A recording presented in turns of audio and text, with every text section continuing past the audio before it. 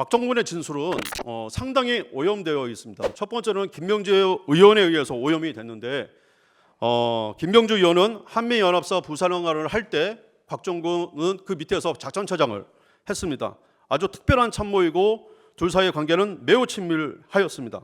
곽정군이 김명주 TV에 출연하게 된 과정을 살펴보면 국회 국방위 위원장 국민의힘 성일정 의원이 최근에 2월 12일 날 제422회 국회 임시회 본회의에서 다음과 같이 얘기를 했습니다.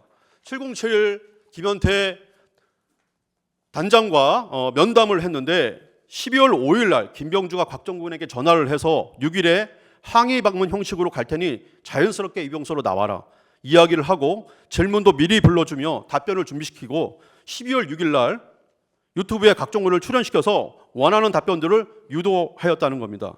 이 과정에서 12월 3일 계엄 당시에 김용현이 곽정군에게 전화를 해서 너무 혼잡하니 국회 본청에 들어간 특전사 요원을 밖으로 빼내라 라고 전화를 한 거 두고 처음에는 사실대로 김용현의 요원 인원들을 빼내라고 진술을 하였다가 곧바로 김병주와 박선원 의원의 국회의원을 끌어내라 라는 진술로 번복시키는 등의 행위가 있었던 것입니다. 두 번째로는 박범계 의원과 부승찬 의원, 그 다음에 민주당의 국회 전문위원 이상엽에 의해서 진술이 오염됐습니다. 707 부대장 김현태는 본 법정에서 24년 12월 10일 날 국회 국방위 회의 시에 곽정군과 함께 점심을 먹고 더불어민주당 측 국회의원 보좌관이 안내로 국회 본청의 3층 방에서 쉬고 있는데 더불어민주당 이상엽 전문위원이 부승찬 그다음에 국회의원, 그다음에 박범계 국회의원이 차례대로 들어오면서 곽정군에게 공익 제보자로 신청해 주겠다며 신청서를 작성했다고 증언한 바 있습니다. 또한 송일정 의원은 2월 12일에 국회 본회의에 출석을 해서 24년 12월 10일에 국방위 정해 시간에 박범계 의원, 곽정군 사령관이 회유를 한다.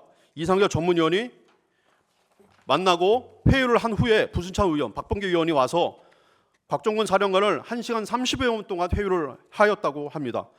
박범계 의원이 사령관에게 답을 연습시키고 또 박범계 의원이 받아서 적은 후에 본인이 적은 문장을 그대로 말하도록 강요를 하였다고 합니다. 곽 사령관은 답변을 하기 전에 미리 리허설까지 진행을 하였다고 합니다. 이상과 같이 국회에서의 어떤 곽정군의 진술, 그다음에 법정에서의 진술은 이미 김병주 의원과 그다음에 박범계 의원에 의해서 충분히 오염된 상태로서 신뢰할 수는 없는 것입니다. 또한 곽정군 그 특전사령관의 진술을 가만히 살펴보면은 첫 번째로는 전화 받은 횟수가 계속 변동하고 있습니다. 김병주 TV에서는 1회를 받았다고 얘기를 해야 했지만은 그다음에 4일 후인 12월 10일 국방위에 출석해서는 2번이라고 변경을 하였고 그다음에 1월 14일 있는 내란국조 특위에서는 3번의 전화를 받았고 또 2번의 통화를 하였다고 또 진술을 한 바 있습니다. 그다음에 대통령이 전화한 시간에 대해서도 검찰 조사에서는 최초에 00시 30분이라고 진술을 하였다가 12월 10일 국방위에서는 00시 30분에서 40분 사이라고 얘기를 했다가 그다음에 2월 4일 국회 청문회에서는 다시 20분이라고 얘기를 했다가 다시 2월 6일 날 법정 증언에서는 30분이 맞지만 00시 20분이라고 한 것은 공소장에 그렇게 기재되어 있었기 때문에 그렇게 답변을 한 것이라고 증언을 하였습니다. 00시 20분으로 왜 계속 바꾸려고 하느냐? 그것은 707 단장 김현태에 대해서 테이저건 공포탄 사용 지시를 그때 어간에 했기 때문에 그 변명 거리를 만들기 위해서 아마 00시 20분으로 계속 변경을 하려고 했던 것 같습니다. 또한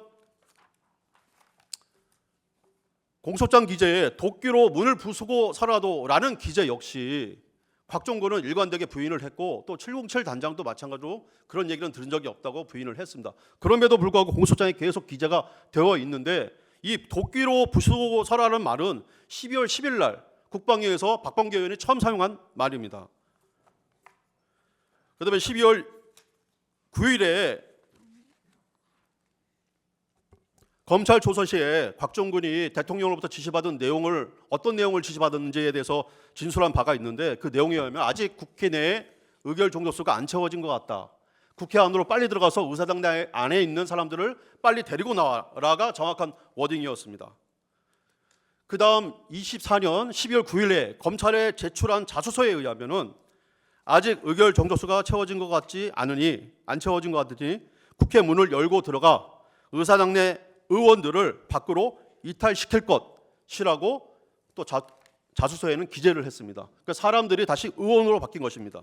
그다음에 2월 10일 날 국방위 진술에서는 대통령이 의결 정족수가 아직 안 채워진 것 같다.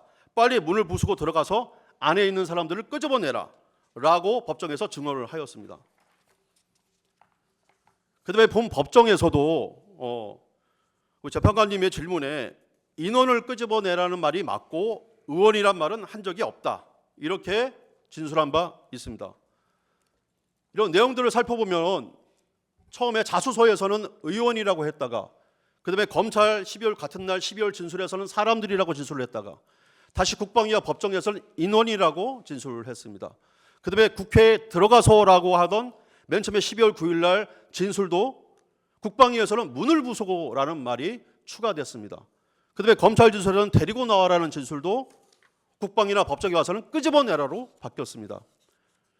그래서 국회의원을 인원이라고 이런 걸 다 인정한다 할지라도 국회의원을 인원이라고 가리키는 것은 대통령이나 그다음에 일반 사람들은 사용하지 않는 용어입니다. 일반 사람들은 국회의원을 가리킨다면은 당연히 사람 또는 의원 또는 국회의원이라고 지칭을 할 것입니다.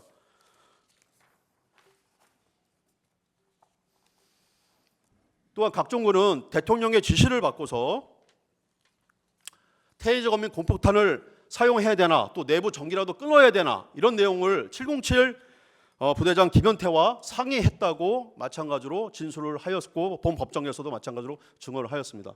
근데 김현태의 법정 증언에 의하면 태지어건 그다음에 공포탄 사용은 통화 시간은 00시 17분이라고 합니다. 이는 대통령 지시와는 전혀 무관한 내용이고 당시에 707 부대원들이 국회 본청 정문에서 시민들과 대처하고 있는 상황에서 그 상황을 본 곽종근이 태저건이나 공포탄이라도 사용해 볼 수 있겠냐라고 권유를 하였고 707 부대장이 그건 제한됩니다 라고 얘기를 해서 그런 얘기가 나왔다는 것입니다. 또 마찬가지로 단전도 00시 50분에 곽종근이 김현태에게 직접 지시를 한 내용이라고 본 법정에서 증언을 한 바 있습니다. 그럼 00시 30분에 통한 내용은 무엇이냐? 그거는 150명이 넘으면 안 되는데 라는 뉘앙스의 말을 자기가 들었다는 것이고 김현태는 그런 말을 듣고서 국회 안으로 빨리 들어가라 라는 취지로 그것을 이해하고 어떻게 해서든 국회 안으로 들어가려고 노력했다는 그런 내용입니다. 그 내용은 그대로 오늘 법정에서 김현태가 증언을 하였습니다. 그다음에 곽종근의 진술과 관련해서 또 문제가 되는 것은 대통령의 지시를 받고서도 부당하다고 해서 아예 예하부대에 어떤 지시도 내리지도 않고 그다음에 묵살을 하였다고 계속 검찰에서 진술을 해왔습니다. 그러나 이런 것들은 공직사회에서 공직자의 태도 또는 또 더 나아가서 군인 지휘 명령 체계가 살아있는 군인의 입장에서 대통령의 지시를 받고 그것을 부당하다고 생각해서 묵살하고 예하부대에 지시를 내리지 않는 것은 있을 수가 없는 이야기입니다. 또한 대통령이 뜬금없이 갑자기 전화를 해서 의원들 끌어내라 라고 이야기하는 것도 상식적으로는 판단할 수가 없는 일입니다. 최소한 의원을 끌어내라 라고 그 지시를 하려면은 국회 의결을 왜 필요한지 왜 끌어내야 하는지 이유를 설명을 하고 그 방법에 대해서도 현장 지휘관인 특전사령관에게 아마 물어봤을 겁니다. 그리고 여러 가지 논의를 강구를 해서 지시를 하였을 것인데 뜬금없이 평소에 연락하지도 않는 곽종근 사령관한테 전화를 해서 의원 끌어내라 라고 지시를 하는 것은 있을 수가 없는 일입니다. 더군다나 국방부 장관의 지휘체계를 거치지 않고 직접 전화했다는 것도 지시를 내렸다는 것도 이해할 수가 없습니다.